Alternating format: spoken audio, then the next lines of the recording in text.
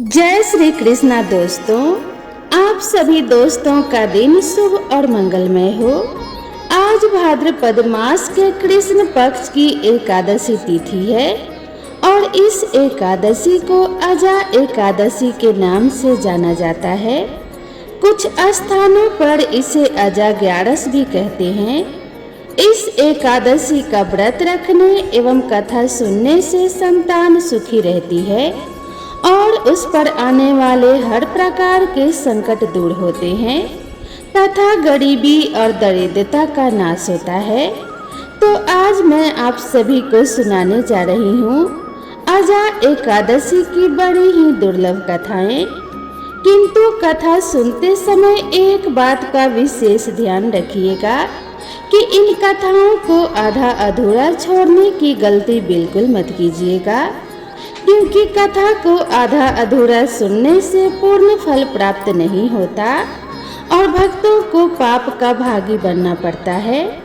तो आइए बड़ी ही श्रद्धा और प्रसन्न चित्त मन से इन कथाओं को पूरा सुनते हैं। अर्जुन ने भगवान श्री कृष्ण से कहा कि हे पुंडरीकाक्ष, मैंने श्रावण शुक्ल एकादशी अर्थात पुत्रदा एकादशी का सविस्तार वर्णन सुना। अब आप कृपा करके मुझे भाद्रपद माह के कृष्ण पक्ष की एकादशी के विषय में भी बतलाइए। इस एकादशी का क्या नाम है तथा इसके व्रत का क्या विधान है? इसका व्रत करने से किस फल की प्राप्ति होती है?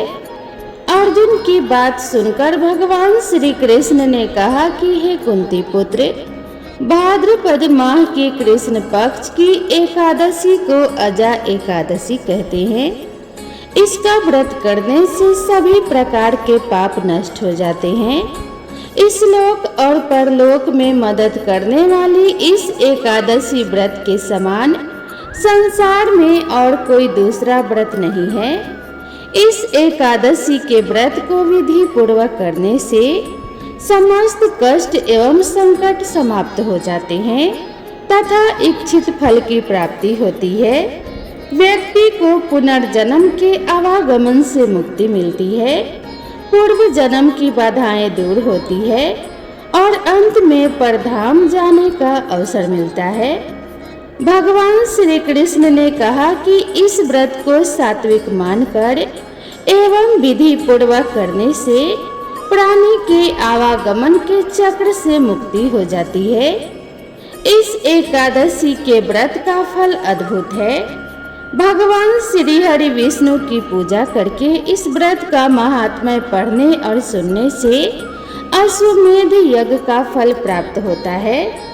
भगवान श्री कृष्ण ने कहा कि हे अर्जुन, अब ध्यान पूर्वक इस एकादशी के महात्म्य का श्रवण करो। भगवान श्री कृष्ण कहते हैं कि हे अर्जुन, पौराणिक काल में भगवान श्री राम के वंश में अयोध्या नगरी में एक चक्रवर्ती राजा हरिश्चंद्र हुए थे। राजा अपनी सत्यनिष्ठा और ईमानदारी के लिए प्रसिद्ध थे। एक बार देवताओं ने इनकी परीक्षा लेने की योजना बनाई। राजा ने स्वप्न में देखा कि ऋषि विश्वामित्र को उन्होंने अपना राजपाट दान कर दिया है। सुबह वास्तव में विश्वामित्र उनके द्वार पर आकर कहने लगे, तुमने स्वप्न में मुझे अपना राज्य दान कर दिया है। राजा ने सत्यनिष्ठ व्रत का पालन करते हुए संपूर्ण राज्य विश्वामित्र को सौंप दिया। दान के लिए दक्षिणा चुकाने हेतु राजा हरिश्चंद्र को पूर्व जन्म के कर्म फल के कारण पत्नी, बेटा और खुद को बेचना पड़ा। हरिश्चंद्र को एक डोम ने खरीद लिया जो शमशान भूमि में लोगों के दाह संस्कार का काम करवाता था। स्वयं वह एक चंडाल का दास बन गया। उसने उस चंडाल के यहाँ कफन लेने का काम किया, किंतु उसने इस आपत्ति के काम में भी सत्य का साथ नहीं छोड़ा। जब इसी प्रकार से उसे कई वर्ष बीत गए तो उसे अपने इस नीच कर्म पर बड़ा दुख हुआ और वह इससे मुक्त होने का उपाय खोजने लगा। वह सदैव इसी चिंता में रहने लगा कि मैं क्या करूं, किस प्रकार इस नीच कर्म से मुक्ति पाऊं। एक बार की बात है, वह इसी चिंता में बैठा था कि गौतम ऋषि उसके पास आ पहुँचे। हरिश्चंद्र ने उन्हें प्रणाम किया और अपनी दुख भरी कहानी सुनाने लगे। राजा हरिश्चंद्र की दुख भरी कहानी सुनकर महर्षि गौतम भी अत्यंत दुखी हुए और उन्होंने कहा कि हे राजन, भादो माह के कृष्ण पक्ष की एकादशी का नाम अजा एकादशी है। तुम उस एकादशी का विधान पूर्वक व्रत करो तथा रात्रि को जागरण करो, इससे तुम्हारे सभी पाप नष्ट हो जाएंगे। महर्षि गौतम इतना कहकर वहां से चले गए। अजा नाम की एकादशी आने पर राजा हरिश्चंद्र ने महर्षि के कहे अनुसार विधान पूर्वक उपवास तथा रात्रि जागरण किया। इस व्रत के प्रभाव से राजा के सभी पाप नष्ट हो गए। उस समय स्वर्ग में नगाड़े बजने लगे तथा पुष्पों की वर्षा होने लगी। उन्होंने अपने सामने ब्रह्मा, विष्णु, महेश तथा देवेंद्र आदि देवताओं को खड़ा पाया। उन्होंने अपने मृतक पुत्र को जीवित तथा अपनी पत्नी को राजसी वस्त्र तथा आभूषणों से परिपूर्ण देखा। व्रत के प्रभाव से राजा को पुनः अपने राज्य की प्राप्ति हो गई। वास्तव में एक ऋषि ने राजा की परीक्षा लेने के लिए यह सब कौतुक किया था, परंतु अजा एकादशी व्रत के प्रभाव से ऋषि द्वारा रची गई सारी माया समाप्त हो गई और अंत समय में हरिश्चंद्र अपने परिवार सहित स्वर्गलोक को गए। हे राजन, यह सब अजा एकादशी व्रत के प्रभाव से हुआ था। जो मनुष्य इस उपवास को विधान पूर्वक करते हैं तथा रात्रि जागरण करते हैं, उनके सभी पाप नष्ट हो जाते हैं और वे अंत में स्वर्ग को प्राप्त करते हैं। इस एकादशी व्रत की कथा के श्रवण मात्र से ही अश्वमेध यज्ञ के फल की प्राप्ति हो जाती है। आज हम आपको 12 महीने सुनी जाने वाली तुलसी माता और एकादशी माता की कथा सुनाने जा रहे हैं। इस कथा को पढ़ने और सुनने वालों को पुण्य फल की प्राप्ति होती है और इस कथा के माध्यम से हम ये भी जानेंगे कि तुलसी माता और एकादशी माता के पूजन का फल कैसे मिलता है। इसीलिए इस कहानी को पूरा अवश्य सुने, आधा अधूरा ना छोड़ें। आप सभी पर तुलसी माता और एकादशी माता की कृपा बनी रहे। तो चलिए इस कहानी को शुरू करते हैं। बोलो तुलसी माता की जय, विष्णु भगवान की जय। एक गांव में एक बुढ़िया माई अपने बेटे और बहू के साथ रहती थी। बुढ़िया माई का नाम सुखवती था।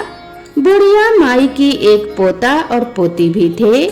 सुखवती के परिवार में सब हंसी खुशी रह रहे थे और उनका अच्छे से समय बीत रहा था, क्योंकि बुढ़िया माई बड़े ही नियम कर्म वाली थी और वह हमेशा एकादशी का व्रत रखती थी और तुलसी जी का नित्य पूजन करती थी। वह तुलसी जी को नित्य जल देती थी। वह सुबह उठती तालाब पर जाती, स्नान करती और तुलसी जी की पूजा करती थी। तुलसी जी को प्रणाम करती और तुलसी जी के नीचे दीपक जलाती थी। तुलसी जी की नियम से आरती करती थी।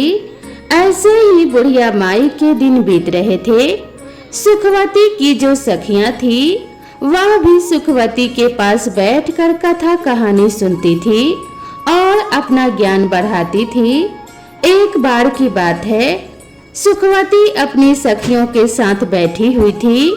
उसकी हम उम्र सहेलियां भी बैठी हुई थी, जो कि संख्या में 7-8 थी। साढ़े शाम के समय आपस में बातें कर रही थी। तब उनमें से एक बुढ़िया माई से कहने लगी कि सुखवती सखी, हम सोच रहे हैं कि क्यों ना हम लोग द्वारिकाधीश चलें। द्वारिकाधीश की यात्रा करने का बड़ा मन हो रहा है।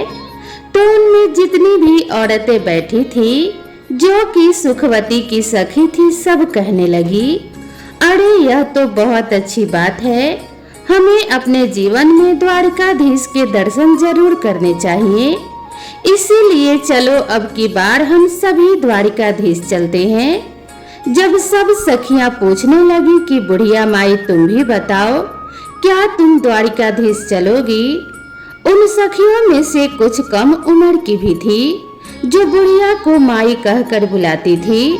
बुढ़िया माई का द्वारकाधीश की यात्रा करने का बड़ा मन था। इसीलिए बुढ़िया माई कहने लगी, सखियों पहले मैं अपने बेटे से पूछूंगी और तब मैं आप लोगों को बताऊंगी।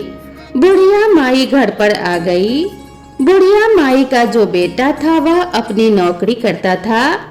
जब वह शाम को घर आया तो बुढ़िया माई के जो पोते पोतियां थे वे बुढ़िया माई के लिए खाना लेकर गए, तो बुढ़िया माई ने खाना खाने से इनकार कर दिया और कह दिया कि आज मेरा मन नहीं है। उधर जब बुढ़िया माई का बेटा खाना खाने लगा तो उसने अपने पत्नी से पूछा कि क्या मेरी माँ ने खाना खा लिया है? तब उसकी पत्नी कहने लगी, देखो जी आपकी माँ ने आज खाना वापस भिजवा दिया और कहने लगी कि मेरा आज खाने का मन नहीं है। यह सुनते ही बुढ़िया माई का बेटा जिसका नाम मुरली था वह अपने माँ के पास गया और जाकर कहने लगा कि माँ क्या बात है, आज तुमने खाना क्यों नहीं खाया? तब बुढ़िया माई कहने लगी, बेटा आज मेरा मन नहीं है। तब बेटा बोला, क्या माँ आपकी कहीं तबीयत तो खराब नहीं है? अगर कोई परेशानी हो तो मुझे बताओ, मैं अभी वैद्य जी के पास आपको लेकर चलता हूँ। तब बुढ़िया माई कहने लगी कि नहीं बेटा, मुझे कोई परेशानी नहीं है, बस मेरा मन द्वारकाधीश की यात्रा करने का कर रहा है। तब बेटा बोला, माँ खुलकर बताओ बात क्या है? तब बुढ़िया माई ने शाम को हुई अपनी सखियों के बीच की सारी बातें अपने बेटे को बता दी कि बेटा मेरी 8-10 सखियां द्वारकाधीश की यात्रा पर जा रही हैं और मेरा भी बड़ा मन है कि मैं भी द्वारकाधीश की यात्रा पर जाऊं। इतनी बात सुनकर बेटा बोला, माँ तो कोई बात नहीं, इसमें इतना सोचने की क्या बात है, मैं तुम्हारा यात्रा पर जाने का प्रबंध कर देता हूँ, तुम यात्रा पर चली जाओ। तो बुढ़िया माई बेटे के मुंह से यह बात सुनकर बड़ी खुश हो गई और वह अपने द्वारकाधीश का ध्यान करने लगी और कहने लगी, बेटा पर एक मेरी चिंता और है। तब बेटा बोला, माँ बताओ क्या बात है? और माँ बोली, बेटा अगर मैं द्वारकाधीश की यात्रा के लिए जाऊंगी तो कम से कम 4-5 दिन तो लग ही जाएंगे और फिर उसके बाद मेरी आंगन में जो तुलसी रखी है उसे कौन सींचेगा, उसकी कौन पूजा पाठ करेगा और कौन उसकी आरती करेगा? तब बेटा बोला, माँ तुम बिल्कुल भी चिंता मत करो, वह सब तुम्हारी बहू कर लेगी, मैं उससे बोल दूंगा, वह तुम्हारी तुलसी जी की पूजा कर लेगी। अब बुढ़िया माई निश्चिंत हो गई और वह कहने लगी कि ठीक है बेटा। और अगली सुबह बुढ़िया माई द्वारकाधीश जाने की तैयारी करने लगी।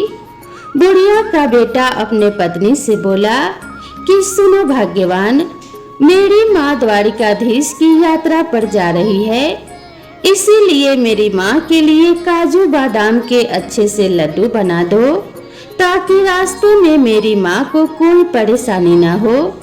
जो बुढ़िया की बहू थी वह मन ही मन में सोचने लगी, मुझे तो एक दिन के लिए भी मायके जाने नहीं देते हैं, उनके काम बिगड़ते हैं। और अब देखो बुढ़िया माई आराम से 4-5 दिन की यात्रा के लिए जा रही हैं। चलो यात्रा के लिए जा रही हैं वह तो ठीक है, अब इनकी पूजा पाठ का काम भी मुझे सौंप कर जा रही हैं। बुढ़िया की बहू कुछ कह तो नहीं पा रही थी, लेकिन उसने मन ही मन एक साजिश रची। उसने अपने पति से तो बोल दिया कि ठीक है, मैं माँ के लिए गोंदगिरी और बादाम काजू के लड्डू बना दूंगी और उन्हें एक डब्बे में भर कर माँ जी को दे दूंगी।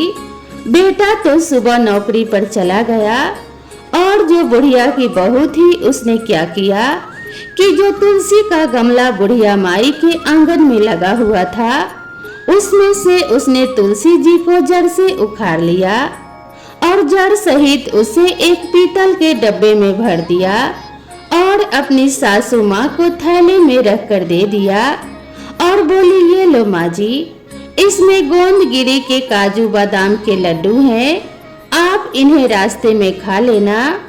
और बुढ़िया माई अपने बेटा बहू को आशीष देती हुई अपनी तीर्थ यात्रा के लिए चलते समय अपने बहू से बोली, बेटी मेरी तुलसी जी का ध्यान रखना। बहू बोली कि ठीक है माँ जी, आप बेफिक्र होकर जाइए। अब बुढ़िया माई ने तो आशीर्वादों की झड़ी लगा दी। वह कहने लगी, बहू ने तो मुझे काजू बादाम के लड्डू बनाकर दिए हैं। वह कहने लगी, दूधो नहाओ पोतो फलो, लाखों में बैठो करोड़ों में उठो, दिन दूनी रात चौगुनी तरक्की करो। उसके मुंह से तो आशीष फूट रहे थे, और सौभाग्यवती रहो, मेरे बेटे का अच्छा काम चले। अब वह तरह तरह के आशीर्वाद देती हुई बुढ़िया माई अपने सखियों के साथ जा मिली। अब सारी सखियां और बुढ़िया माई द्वारिकाधीश की पैदल यात्रा कर रही थी। यात्रा करते करते उन्हें शाम हो गई। शाम के समय जब वह थक गई तो एक जगह उन्होंने देखा, वहां पर बैठकर वह विश्राम करने लगी और अपना खाने पीने के लिए जो सामान लाई थी सब निकाल कर खाने लगी। तब बुढ़िया माई ने अपना डब्बा खोलकर देखा तो उसमें घी से बने काजू बादाम के लड्डू भरे हुए थे। बुढ़िया माई ने आधा लड्डू खुद खाया और आधा लड्डू सब सखियों में भी बांट दिया और भगवान का भोग भी मन ही मन लगा दिया। अब सब सखियां कहने लगी, अरे सुखिया, क्योंकि उसका नाम सुखवती था तो सब सुखिया भी कहते थे, अरे तुम्हारी बहू तो बड़ी अच्छी है, देखो तुम्हारी बहू कितना तुम्हारा ख्याल रखती है। तुम्हारी बहू ने तुम्हारे लिए घी के लड्डू बना कर दिए हैं और तुलसी माता को याद कर रही थी। चलते चलते अब वह सारी सखियां द्वारिकाधीश पहुंच गई। तो जब वहां पहुंची तो शाम का समय हो रहा था। शाम का समय था, वहां पर बहुत लंबी भीड़ लगी हुई थी। द्वारिकाधीश के मंदिर के आगे लंबी लाइन लगी हुई थी। द्वारिकाधीश के दर्शन करने के लिए लंबी लाइन देखकर बुढ़िया माई मन ही मन सोचने लगी और आंख बंद करके ही, प्रभु जी इतनी लंबी भीड़ है, अगर मुझे आपके दर्शन नहीं हुए और पट बंद हो गए तो मेरा यहाँ आना तो बेकार हो जाएगा। तभी बुढ़िया माई द्वारिकाधीश से मन ही मन प्रार्थना कर रही थी कि हे प्रभु, एक बार जीवन में मुझे दर्शन दे दो। मैं बड़ी दूर से आपके दर्शन के लिए पैदल चलकर आई हूँ। हे प्रभु, आपके दर्शनों की प्यासी हूँ। अब बुढ़िया माई की आंख खुली तो देखा, उसने एकदम से चमत्कार हो गया।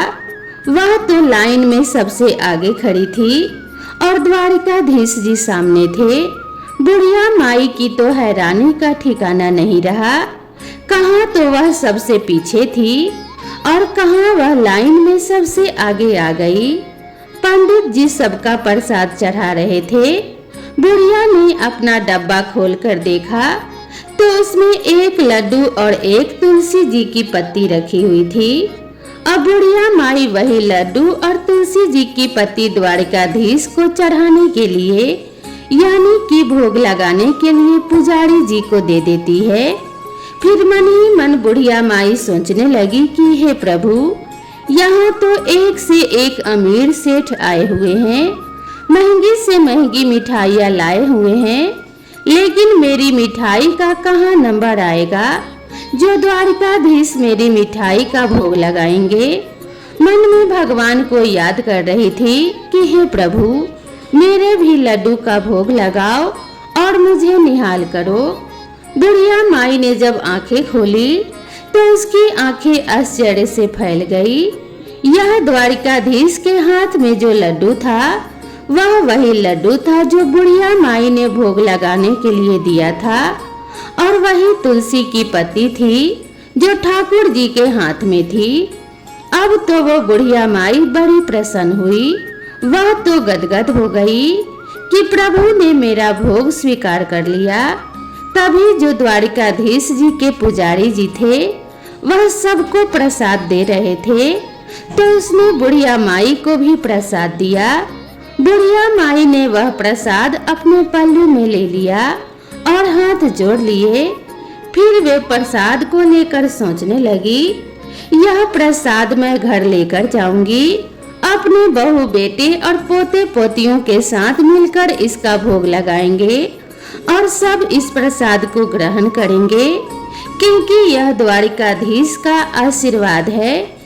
यह सोचकर उसने उस पीतल के डब्बे में जो भोग था, जो पुजारी जी ने प्रसाद दिया था, उस प्रसाद को बुढ़िया माई ने उस डब्बे में रख लिया और बाहर आ गई। बाहर आई तो काफी देर तक अपनी सखियों का इंतजार करने लगी। जो काफी देर बाद उसकी सखियां आई तो कहने लगी, अरे बड़ी घबराहट हो रही है, बड़ी भीड़ थी, हमें तो सही से दर्शन भी नहीं हुए द्वारिकाधीश के।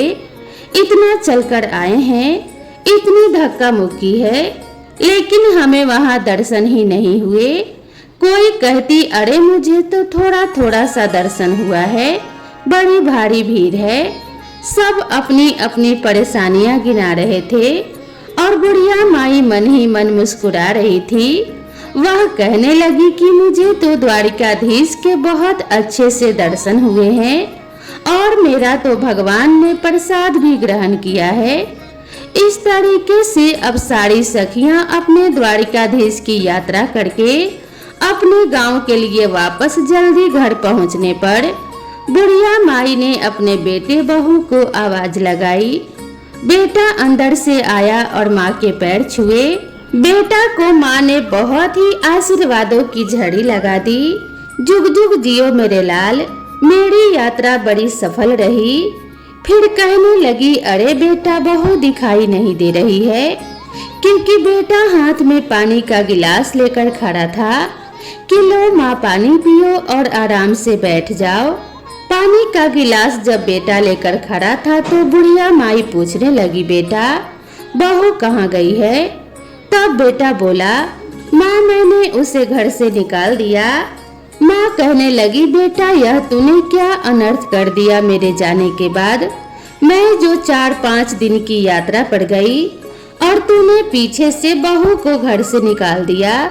ऐसा क्या हुआ था जो तूने मेरी बहू को घर से ही निकाल दिया? मेरी बहू तो बड़ी गुणी है। तब वह बेटा कहने लगा, माँ जो तेरी बहू है उसने तेरे साथ बड़ा छल किया है। मैंने उसे गोंद और बादाम काजू के लड्डू बनाने के लिए बोला था कि मेरी माँ यात्रा पर जा रही है, और उसने आंगन में लगी तुलसी को उखाड़कर उसकी जड़ समेत उस पीतल के डब्बे में भरकर तुम्हें दे दिया। अब बुढ़िया माई कहने लगी, अरे बेटा मैंने तो डब्बा खोलकर देखा था, उसमें तो काजू बादाम के ही लड्डू थे और मैं खाई भी और अपने सखियों को भी खिलाई। तब वह कहने लगा, नहीं माँ, उसने तो यह साजिश रची थी। जब मैंने तुलसी जी की पूजा के लिए बोला तो आंगन में तुलसी नहीं थी। तब मैंने उससे पूछा तो उसने मुझे सारी बात बताई कि उसने जो जलन में आकर, क्योंकि माँ तो यात्रा के लिए जा रही हैं और मुझे मायके भी नहीं भेजते हैं, इसीलिए उसने तुलसी जी को उखाड़ कर आपके डब्बे में भर दिया। अब बुढ़िया माई कहने लगी, बेटा कोई बात नहीं, बहू ने ऐसा किया है, चलो उसकी गलती, लेकिन उसी के कारण तो मुझे द्वारिकाधीश के दर्शन हुए। मेरे साथ तो बेटा इतने चमत्कार हुए हैं कि मैं क्या गुणगान करूं। मैं तो भीड़ में सबसे पीछे खड़ी थी, तभी द्वारिकाधीश की कृपा से मैं भीड़ में सबसे आगे हो गई। और तो और बेटा, मेरे जो डब्बे में एक तुलसी जी का पत्ता और एक लड्डू था, शायद तुलसी माता की कृपा से ही वह तुलसी जो लड्डू में बदल गई थी और एक पत्ता मेरा इसीलिए छोड़ दिया था कि मैं भगवान को भोग लगाऊं, क्योंकि द्वारिकाधीश को ठाकुर जी को तो बिना तुलसी के पत्ते का भोग लगाया ही नहीं जाता। इसीलिए उन्होंने मेरा भोग स्वीकार किया था, क्योंकि उस पर तुलसी दल भी था। बेटा, मेरी बहू ने चाहे कुछ भी किया, मुझे तो जो बहू की वजह से ही यह सब चमत्कार हुए हैं और ठाकुर जी के इतने अच्छे दर्शन हुए हैं, मैं तो द्वारिकाधीश के दर्शन करके निहाल हो गई। बेटा, तू अभी जा, बहू मायके में होगी, उसे लेकर आ। बेटा, अपनी माँ की बात को क्या टालता। बेटा जो चल दिया अपने पत्नी को लाने उसके मायके से और अपने पत्नी को लेकर आ गया। जब बहू मायके से घर आई तो अपनी सासू माँ के पैरों में पड़ गई और माफी मांगने लगी। तब बुढ़िया माई कहने लगी, अरे बहू, मैंने तो तुझे कब का माफ कर दिया, तेरी वजह से तो मुझे भगवान के दर्शन हुए हैं। अगर तू ऐसा ना करती तो पता नहीं मुझे भगवान के दर्शन होते भी या नहीं होते। मैंने तुझे माफ कर दिया, लेकिन हाँ, अगर तुझे माफी मांगनी है तो एकादशी माता और तुलसी माता से मांगो। बहू ने तुलसी माता से माफी मांग ली और फिर उनको याद आया, अरे मैं तो जो द्वारिकाधीश से तुम्हारे लिए प्रसाद लेकर आई थी, याद भी कहाँ है। बच्चे आए थे खेलते हुए, कहने लगे दादी माँ आ गई, दादी माँ आ गई। दादी माँ यात्रा पर गई थी तो हमारे लिए क्या लेकर आई। दादी माँ बोली, अरे बच्चों, मैं सबके लिए वहाँ से द्वारिकाधीश का प्रसाद लाई हूँ, सब थोड़ा थोड़ा मिल बांट कर खाएंगे। अब जैसे ही बुढ़िया माई ने अपने थैले में से वह पीतल का डब्बा निकाला और उसमें से वह प्रसाद निकालने लगी तो उसमें जो लड्डू था वह तो था नहीं, लेकिन डब्बा पूरा हीरे मोतियों से भरा हुआ था। यह देखकर बुढ़िया की बहू बेटे की आंखें भी आश्चर्य से फैल गई। वह कहने लगी, बेटा, इसमें तो मैंने लड्डू रखा था, पता नहीं कहां से इसमें इतना सारा हीरा मोती और सोना चांदी आ गया है। तब बेटा बहू कहने लगे, माँ जी, यह सब एकादशी और तुलसी माता की कृपा के कारण हुआ है। आपकी यात्रा सच्ची थी, आपकी भक्ति सच्ची है, इसीलिए उन्होंने आपको आपकी एकादशी और तुलसी माता की पूजा का फल दिया है। अब तो बहू बेटा माँ के कदमों में पड़ गए। माँ बोली, बेटा मुझे छोड़, तुलसी माता के कदमों में पड़ो।